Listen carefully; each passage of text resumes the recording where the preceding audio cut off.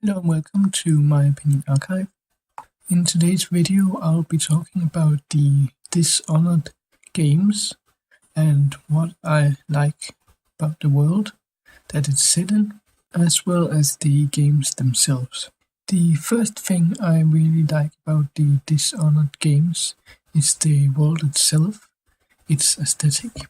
I really like the mixture of old and new, like old-time guns and walls of light. I really think it's a very unique thing. I haven't seen it that much, and I really like that aesthetic, that combination and contradiction. I also really like the feeling of the world, the entire aesthetic and feeling of the plague-ridden city, or in Dishonored 2, the plague-struck island, if you can call it that. I really like this feeling you get out of it, the desperate situation, and how you can really sense that there's something wrong and something bad happening in these areas. I also really like the contrast we see between the rich and the poor in the games. Examples of this is Lady Boyle's mansion.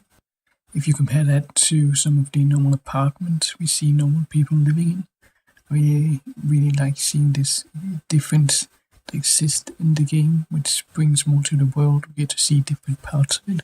Something I think really helps make a cool atmosphere in these games is the supernatural aspects. The whole things with the outsider and the mark and the witches you can encounter. I really think this has made the game really unique and really interesting for these magical aspects and this mystical idea about how does these powers manifest, how do people get them, and what exactly is the outsider. I found that really interesting from the first time I saw the outsider. I wanted to know everything about him, what he was about, and why he was helping you, and what his whole goal was. I also like the fact that we haven't met too many people with the outsider's mark, which of course help keep it mysterious, but also make you wonder why does these particular people get it, what do they do to deserve it, and why I see even interested in giving these people so much power. Something I really like about the games is the story. Although it's a quite simple story, I really like the premise of this whole revenge plot. People that have wronged you, or people that have taken someone you love hostage or something. I really like this kind of stories where you go after people who have personally wronged you and you take them down one by one. Even though it's not the most interesting kind of story perhaps, I really like it because it has a personal aspect to it, and I think it fits well with the way the game is structured. On that note, I also really like the way that your gameplay affects the city you're in, the way that if you kill more people, the plague becomes more noticeable and worse, even if it doesn't completely make sense. But I suppose you could rationalize it a bit by saying a lot of corpses around would create more disease, but there isn't a direct explanation stated in the games.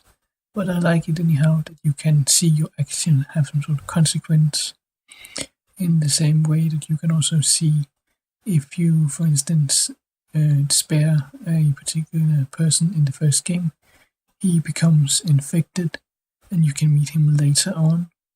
I really like that as well. In the first Dishonored, I really liked the twist in the towards the end of the game, where the people you work with turn on you and you have to go after them as well.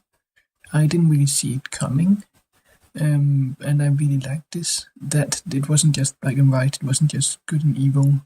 Like everyone turned against you. I think it made for a very interesting development in the story. At a point where you thought you had completed it and everything was good, it just turned into more betrayal. And a thing I really liked in the second Dishonored is something that really only occurs if you choose to play as Emily.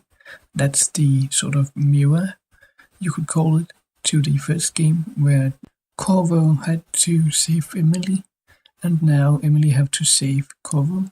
I really liked that sort of difference where their roles are reversed, but of course that only happens if you choose to play as Emily. But I really liked that thing in the second game. And now to gameplay. What I liked about the gameplay is probably what most people like about the gameplay, and that's the mix of powers, that you can use them in different ways to make your own approach towards your targets. You can stop time and put a bomb on a vat and then use possession to take control over that vat. You do so many different cool things, and you can be very intuitive and create very interesting ways to solve situations.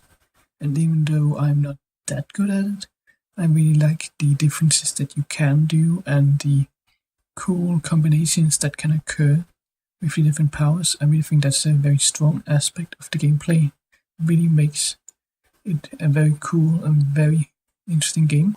I also like the fact that you can deal with your targets in different ways, not just how you kill them, but if you kill them, that there's always a good option to deal with them. And one thing I especially like about this is that the good way to deal with them isn't necessarily the best way to deal with them, because some of the situations you bring these people in by sparing them is maybe even worse than killing them. There are, for instance, Lady Boyle. You just leave her with a total stranger that's probably going to take her to some deserted island for the rest of her life.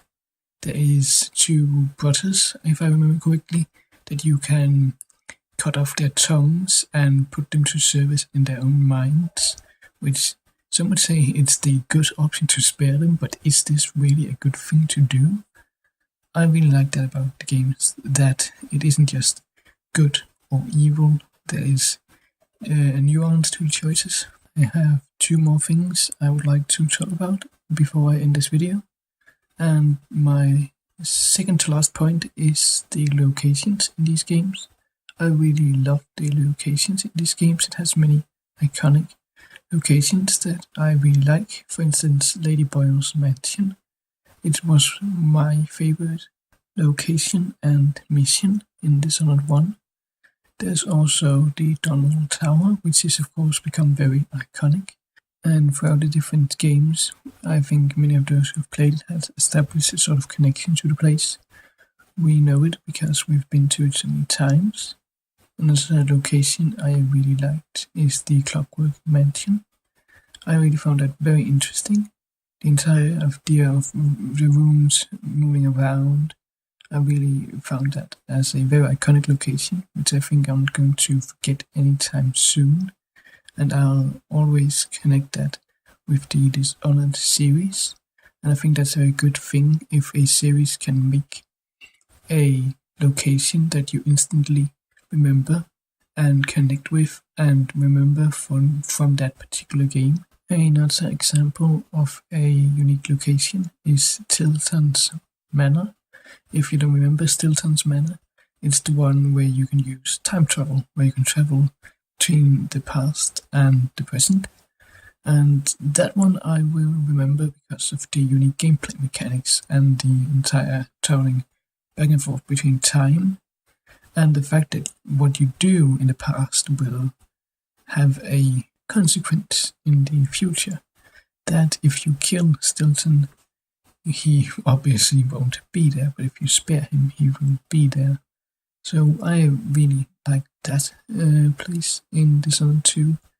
That mission is also one of those I'm not going to forget because it was so unique and it had some unique mechanics. Now, the last thing I really like about the Dishonored games and universe and franchise, or whatever you want to call it, is the characters. For instance, Anton Sokolov, the inventor. I really think he was very interesting to meet this man who had made many of these inventions that we meet and that we encounter through the games. Then we of course have Dowd, the assassin, with the mark of the outsider. I really think he was very interesting and a very interesting character to meet and very mysterious in the beginning. I also like the fact that he got his own DLC, so we get to know him a little bit more, and that he was of course present in Dishonored, Death of the Outsider, that we sort of start out as meeting him as the enemy, as this mysterious figure, and we get more and more information about him and get to know him a bit more. The last character I would like to point out as an example of the interesting characters in Dishonored is Delilah Copperspoon. I think she's a very interesting villain, both in the DLC where we first meet her and in Dishonored 2. I think she has a very interesting background and a very cool backstory, and I like her whole power wanting to take over the world and change it into her image sort of thing. I think she is a great villain to go up against. I like the fact that there's more to her than just this evil witch. I like the twist that she's actually connected to Emily's mother. That I think this makes her a very interesting dynamic. As always, this has been my opinion archive. Thank you for watching the video. Please let me know what you think of Dishonored and what you think of the characters I mentioned. Do you like them? Do you think they're interesting?